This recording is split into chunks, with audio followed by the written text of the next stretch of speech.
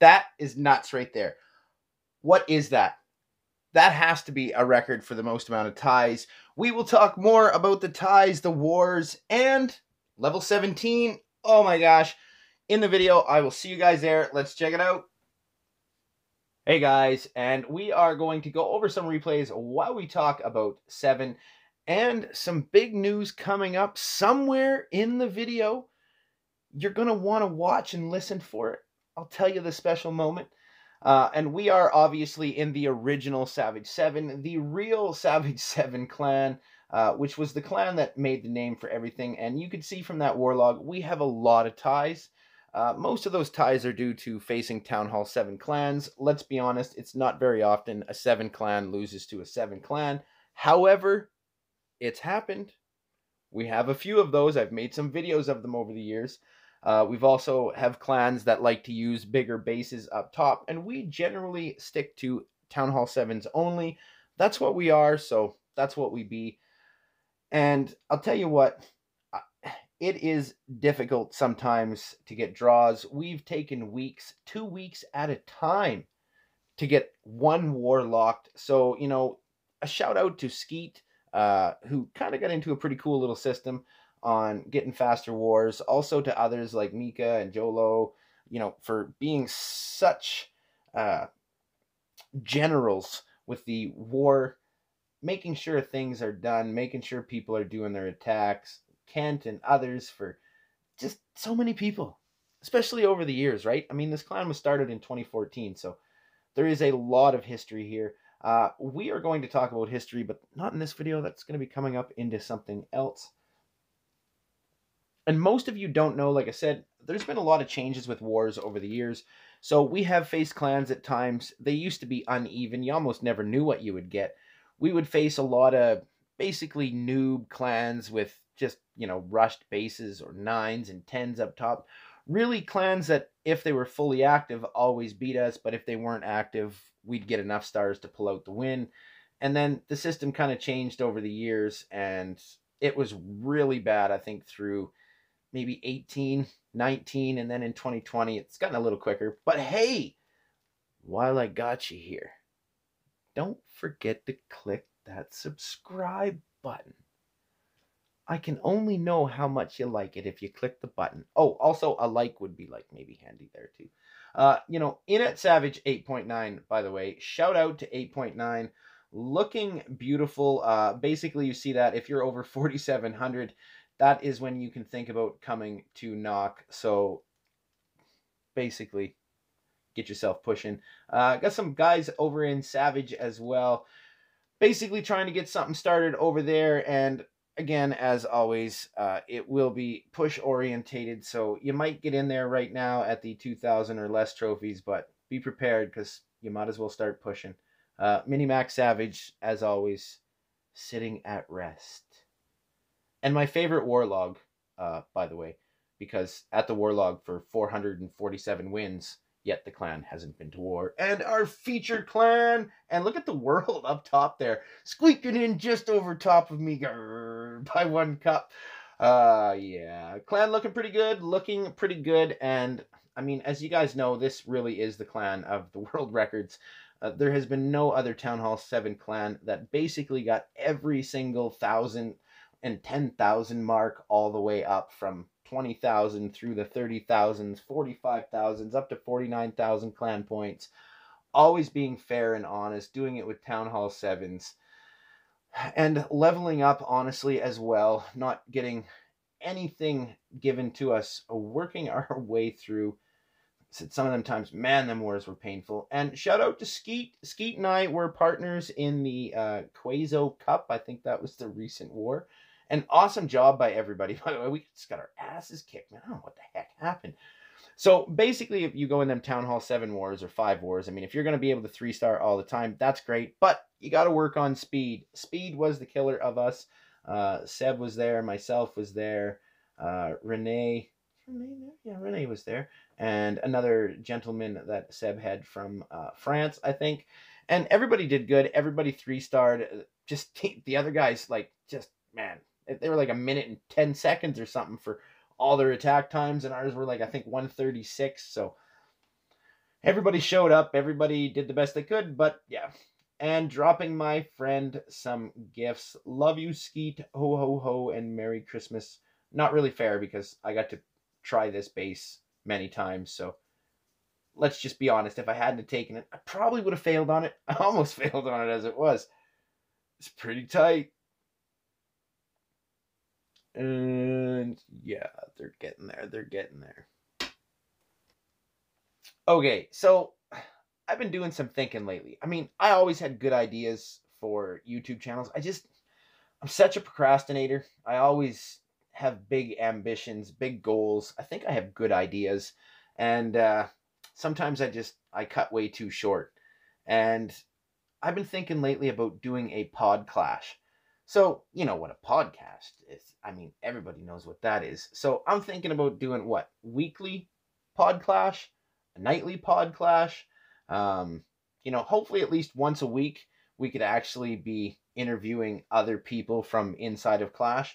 That was one of my video ideas. I wanted to start a series at one point called Behind the Badge. And basically, because I'm really curious about the people behind the badge.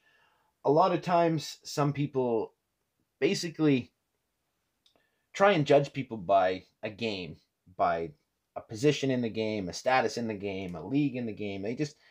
And that just, that doesn't impress me much, in the words of Shania Twain. And I just got to say, I'm more interested in the person. Players like Galadon, for example. How did he get his start? What made him want to start? When did he know that it was going to go somewhere? Was it a struggle? What was he doing before that? What kind of life skills does he have? Can he turn a wrench? Can he fix a sink? Those kind of things. I don't know. I always just was curious about the people behind the badge, who it was, because I've never really been in this online world. So I didn't actually think people like tried to hide themselves from it. I didn't think there was a need for it. It wasn't until I started to get attacked myself, then I realized that, once this actually starts, in some situations, there's literally nothing you can do to stop it. What are you going to do with what I like to call an internet tough guy or a keyboard warrior, right? So you do have to watch how much you say to people. So some people were a little bit reluctant to be open. I did do a behind the badge with Scarlet, so I know a bit about my Scarlet girl. She's been in my clan probably among the longest, anime as well. And that's another thing. I got to do another video about some Savage rules because people just, things aren't quite in order as they should be. Elders aren't quite doing the roles they should be. But aside from that, let's go back talking to the pod clash idea for a second here.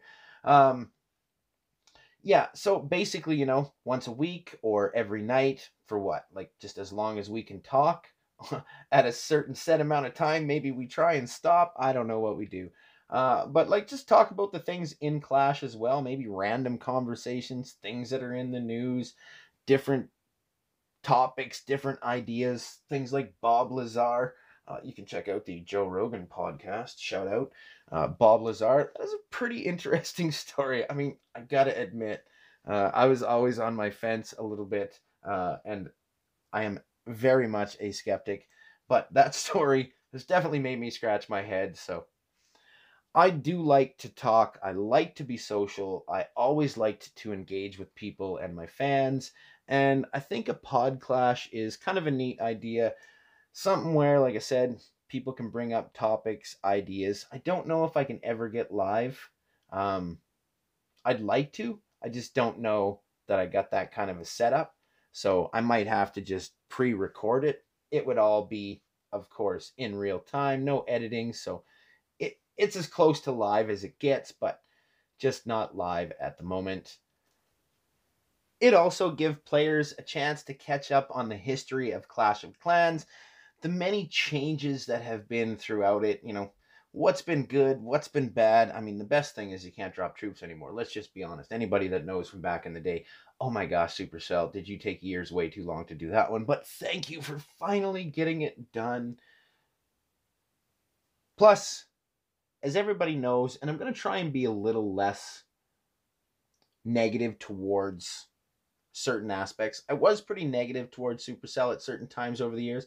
I still feel that they're validated, and the decisions that were made over the years weren't in the best interest of the players. And I disagree with a lot that they've said, but I'm still playing the game. It's definitely not as fun as it used to be. Let's just be honest. Everybody misses Global. People just don't understand. Global was love. It was a way for us to get troops. It was a way for us to be all informed about what's going on in the community, events, scammers. It was a way for other people to watch over people as well. You would see certain conversations and you would be like, hey, you talking to that guy? That guy's going to kidnap you, okay? So quit talking to that guy. Now, these people can join people's clans. They can get them alone. It's now such a closed community that it really is much more dangerous without a global than it was with a global. Just my opinion. Like I said, it's also fun just meeting new people, talking to new people. You never knew who was going to be on that day. The fans, the followers, oh my gosh. I had no idea. So many fans and followers over the years. And of course, I'm Canadian, so I kind of like to say hi to everybody. Oh, look at that, scrapping that down. That was crazy. So this replay was from our last war, and as you can see, a Town Hall 8 up top, and no trying to give help to the Town Hall 7 clans. That's bullshit to the noobs, number one, by the way. If you're going to have all Town Hall 7s and 1 8 up top, like, really? I mean, look, I'm all about equal rights, but that's the same as basically a man becoming transgender and then becoming a UFC fighter and bragging that she beat all the competition. Yeah, feel real good. That's actually true. Another topic that was talked about on the Joe Rogan podcast. Who the hell allows that kind of stuff? That's crazy. Athletes that were men competing in women's competitions. Yeah, that's really fair now, isn't it?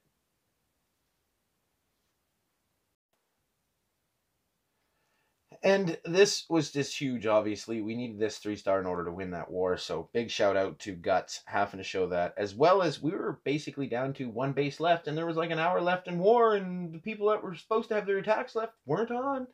And I made the call to Renee. And Trash got on. Managed to get the 3-star in time. So shout out to him too. Because, yeah, kind of needed that one. It's pretty important. And that's not to take away from anybody else's 3 stars. Every 3 stars is important, obviously. 3 stars wins wars. And fun fact, Renee did get on in time, by the way, after I texted him. So we had lots of backup. And yeah, we are now level 17. And so big shout out to everybody. Let's keep pushing. Level 20, here we come. It's going to take a while. Oh, man, is it going to take a while. Our war searches still can take a long time. Even war searches now with mini-maxes are just crazy ridiculous. So, anyways, I will see you guys in the next video. So put down in the comments below, do you like the idea of a pod clash? Once a week, once a night? If it's once a week, like, should it be a 2 to 3 hour thing? If it's once a night, just an hour every night? Should we try and get people in? What kind of conversations maybe we should talk about? I mean, I just think just general random conversations and chats about Clash at times and with other Clashers and who knows, just random people doing random things. And as always, peace and love. Merry Christmas, happy holidays, have a good New Year's. I will see you guys in the next video. I'm out of here.